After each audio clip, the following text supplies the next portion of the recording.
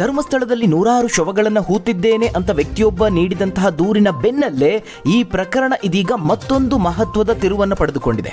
ಮತ್ತೊಬ್ಬ ದೂರುದಾರ ಪ್ರತ್ಯಕ್ಷ ಆಗಿದ್ದಾನೆ. ಇಲ್ಲಿಯವರೆಗೆ ನೀವು ಮುಸುಕುದಾರಿ ವ್ಯಕ್ತಿಯನ್ನಷ್ಟೇ ನೋಡ್ತಾ ಇದ್ರಿ. ಇದೀಗ ಮತ್ತೊಬ್ಬ ವ್ಯಕ್ತಿ ಇದ್ದಕ್ಕಿದ್ದ ಹಾಗೆ ರಾತ್ರೋರಾತ್ರಿ SIT ಠಾಣೆಗೆ ದೂರು ಕೊಡೋದಕ್ಕೆ ಬಂದಿದ್ದಾರೆ. ಪ್ರಕರಣದ ತನಿಖೆಗಾಗಿ ರಚಿಸಲಾಗಿರುವ ವಿಶೇಷ ತನಿಖಾ ತಂಡದ ಮುಂದೆ ಮತ್ತೊಬ್ಬ ದೂರುದಾರರಾದ ಜಯಂತ್ ಶೆಟ್ಟಿ ಅನ್ನುವ ವ್ಯಕ್ತಿ ಪ್ರತ್ಯಕ್ಷರಾಗಿದ್ದಾರೆ, ಹಾಜರಾಗಿದ್ದಾರೆ.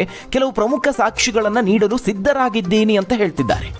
ಇದು ಕೂಡ ಸುಮಾರು 20 ವರ್ಷಗಳ ಹಿಂದೆ ನಡೆದಿದೆ ಎನ್ನಲಾದ ಘಟನೆಗಳಿಗೆ ಸಂಬಂಧಪಟ್ಟಂತೆ ಜಯಂತ್ ಶೆಟ್ಟಿ ಅನ್ನೋರು ಬೆಳ್ತಂಗಡಿಯಲ್ಲಿರುವ SIT ಕಚೇರಿಗೆ ಬಂದಿದ್ದಾರೆ.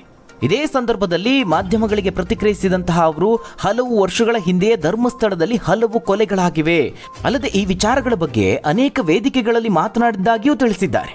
ಇದರ ಜೊತೆಗೆ ಮತ್ತೊಂದು ಭಯಾನಕ ಹತ್ಯೆಯ ಘಟನೆಯನ್ನು ಕೂಡ ಬಿಚ್ಚಿಟ್ಟಿದ್ದಾರೆ.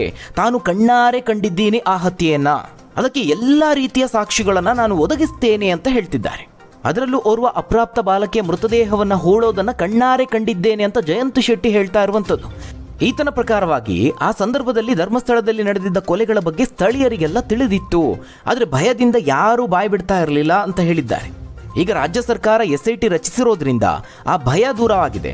ಹೀಗಾಗಿ ತಾನೂ ಕೂಡ ದೂರು ನೀಡೋದಕ್ಕೆ ಬಂದಿರೋದಾಗಿ ಹೇಳ್ತಿದ್ದಾರೆ.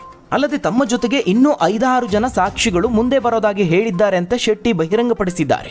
ಮೃತದೇಹಗಳನ್ನು ಕಂಡಿದ್ದಂತಹ ಸಾಕ್ಷ್ಯವನ್ನ ಅವರೂ ಹೇಳಿಕೊಂಡಿದ್ದಾರೆ. ಮರಣೋತ್ತರ ಪರೀಕ್ಷೆ ಮಾಡಿಸದೆ FIR ದಾಖಲಿಸದೆ ಮೃತದೇಹಗಳನ್ನು ಹೂತಿದ್ದಾರೆ ಅಂತ ಗಂಭೀರ ಆರೋಪವನ್ನು ಮಾಡಿದ್ದಾರೆ. ಅದರಲ್ಲೂ ಬಾಲಕಿಯೊಬ್ಬಳ ಮೃತದೇಹ ವಾರಗಟ್ಟಲೆ ಹಾಗೆಯೇ ಬಿದ್ದಿದ್ರು ಪೊಲೀಸರಿಗೆ ಯಾವ ಮಾಹಿತಿಯನ್ನೂ ನೀಡದೆ ಹೂತು ಹಾಕಿದ್ದನ್ನ ನಾನು ಕಣ್ಣಾರೆ ಕಂಡಿದ್ದೇನೆ ಅಂತ ಅವರು ಹೇಳ್ಕೊಂಡಿದ್ದಾರೆ. ಆಗ ಬಾಯಿ ಬಿಡುವಂತಹ ಪರಿಸ್ಥಿತಿ ಇರಲಿಲ್ಲ, ಭಯ ಇತ್ತು. ಪೊಲೀಸರಿಗೆ ದೂರು ಕೊಟ್ಟರು ಯಾವುದೇ ಪ್ರಯೋಜನ ಆಗ್ತಾ ಇರಲಿಲ್ಲ. ಈಗ SIT ಬಂದಿರೋದ್ರಿಂದ ನಂಬಿಕೆ ಇದೆ, ಅವರಿಗೆ ತಿಳಿಸ್ತೀನಿ ಅಂತ ಹೇಳಿದ್ದಾರೆ. ಜೊತೆಗೆ ನನ್ನ ಕುಟುಂಬದ ಹೆಣ್ಣು ಮಗಳಾದ ಪದ್ಮಲತಾ ಪ್ರಕರಣಕ್ಕೂ ಏನಾಯ್ತು ಅನ್ನೋದನ್ನ SITಗೆ ತಿಳಿಸುವಂಥವರು ಕೂಡ ಇದ್ದಾರೆ ಅಂತ ಹೇಳಿದ್ದಾರೆ.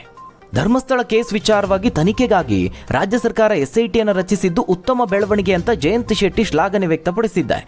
ಸದ್ಯ ತನಿಖಾ ತಂಡದ ಅಧಿಕಾರಿಗಳು ಭಾನುವಾರ ರಜೆ ಇರುವ ಕಾರಣ ಸೋಮವಾರ ಬರುವಂತೆ ಸೂಚಿಸಿದ್ದಾರೆ ಎನ್ನಲಾಗಿದೆ.